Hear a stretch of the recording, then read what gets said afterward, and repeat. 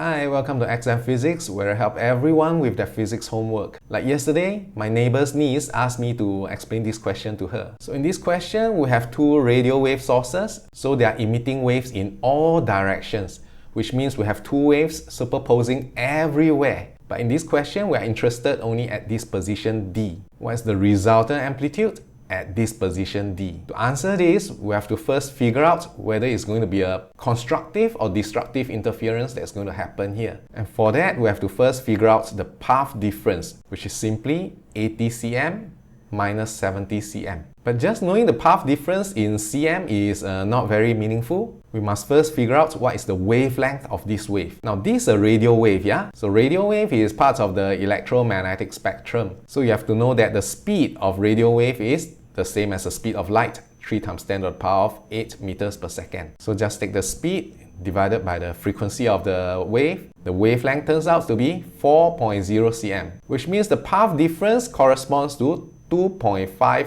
lambdas. Now, if these two wave sources were transmitting in phase, then the path difference of 2.5 lambdas is going to cause their phase relationship to shift by 2.5 cycles. So if they start out in phase, they will end up completely out of phase at point D, which means there's going to be a destructive interference happening here. But the question says that these two wave sources were transmitting completely out of phase. So if they start out completely out of phase, but the path difference of 2.5 lambdas is going to shift their phase relationship by 2.5 cycles, which means they will end up arriving in phase at point D, which means we are going to have a constructive interference happening at point D. So individually, P and Q produce an amplitude of 1.1 and 2.3 millivolts. So when they superpose in phase, the resultant amplitude is going to be 3.4 millivolts. I hope everyone continues to ask me questions so we can all learn together. See you in the next one.